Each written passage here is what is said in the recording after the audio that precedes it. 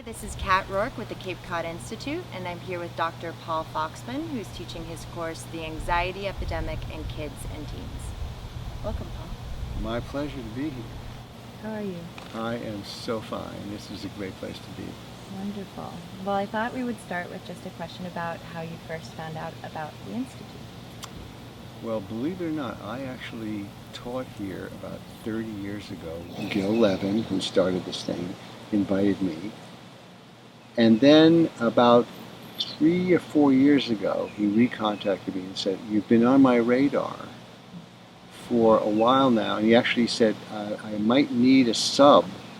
Will you be available next summer?" And I said, "Yes." And he said, "Well, if it doesn't work out, you'll be definitely on for the next summer," which was 2 summers ago. This is my third summer.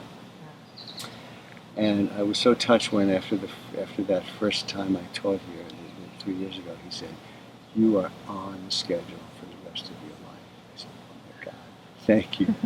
And now it's an annual sort of ritual. Come to the Cape for a week, teach. I love it here. I love the fact that you take care of the faculty, provide housing, big enough for me to bring my kids and my grandkids. So it's like a family vacation as well as a great teaching opportunity. That's a wonderful story of how you found us. So can you tell me a little bit about the course that you are teaching this week at the Institute? Yes, so I am focusing on therapy with anxious children and their parents. And we call it the Anxiety Epidemic, a workshop for clinicians.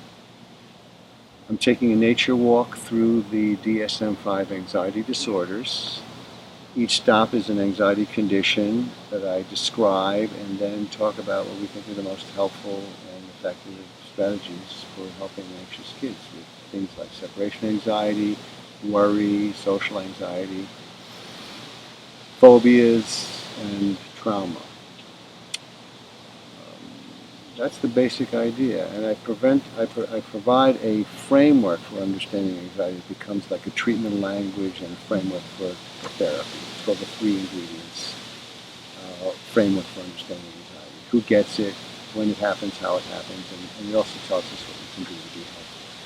That's wonderful. Thank you. I'm wondering, when you were here 30 years ago, were you also teaching about anxiety? I did an anxiety workshop. I don't think it was on children, though. Okay. It was adult focused. But since then, this anxiety, this epidemic has taken off. I mean, according to the National Institute of Mental Health, the World Health Organization, anxiety is the #1 emotional disorder in our country and in the world. And I thought that this topic would sort of have a shelf life that maybe would burn out, but after all these years, it just keeps going. And the numbers are growing, the number of people who come to these workshops. I do about 30 a year. I'm all over the country. I've been in the Canadian province, Cuba. I'm waiting for Europe. If anybody wants to send me to Europe, I'm ready.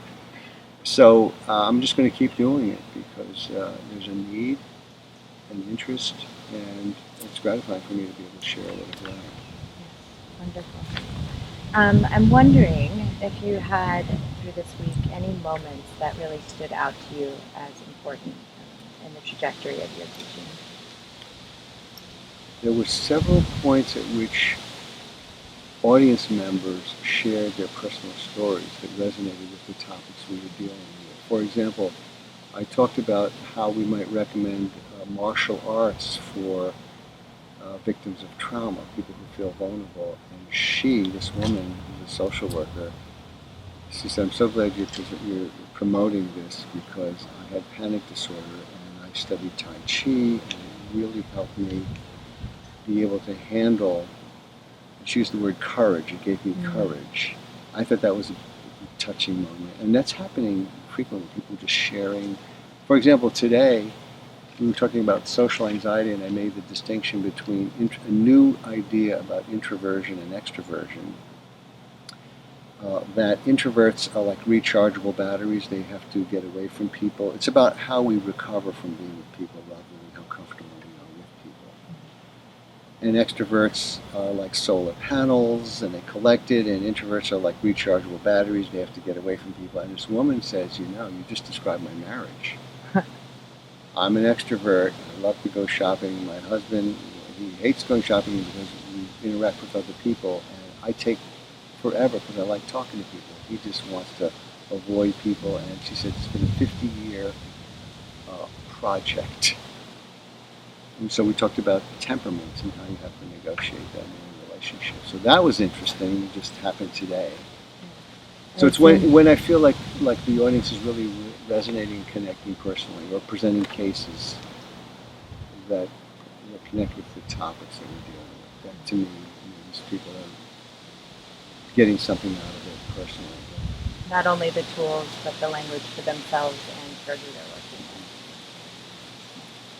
You mentioned this a little bit in the first little bit that we were talking, but I wonder if you feel like there is something unique to this teaching environment. I know you've taught all over the world, but if there's anything that stands out.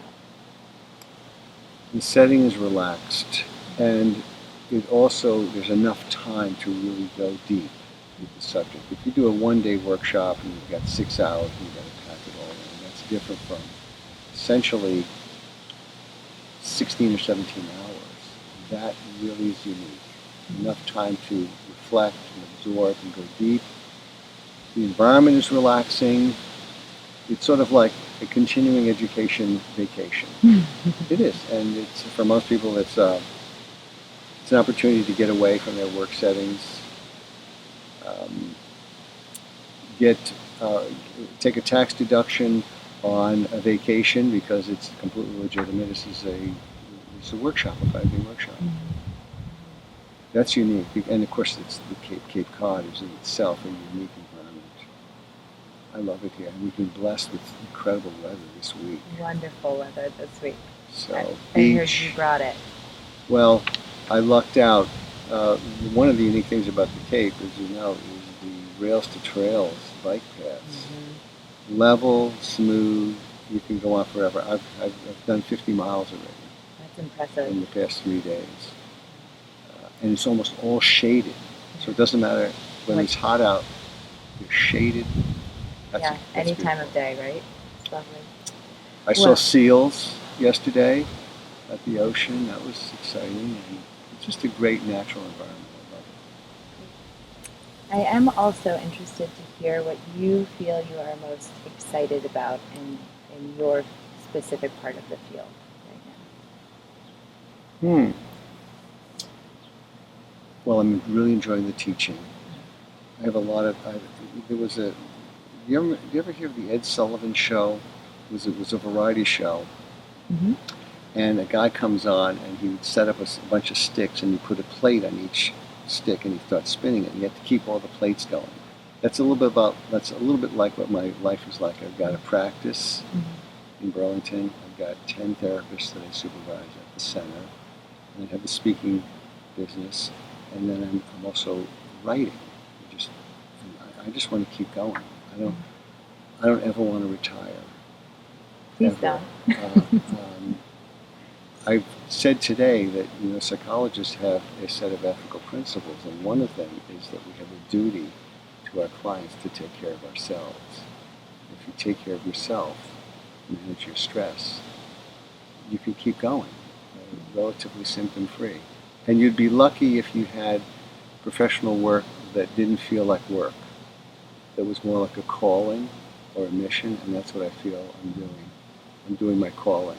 I'm doing what I'm supposed to do. That's a blessing, so I'm just going to keep doing it as long as I can. I like that. I'm excited about it. And all the plates are still spinning. And keeping them going. Keeping them going.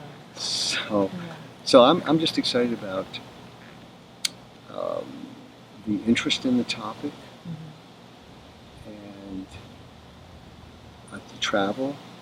Enjoying it. Sometimes it's a little tedious, sitting around in airports when your plane got canceled. But I've been to some really exciting places: Vancouver, Hawaii, Cuba, Sunbelt states during the winter. So that's exciting. I always wanted to be able to travel, and I found a way to travel and work and get paid to travel. Sounds like I feel a good blessed. Plan. Yeah.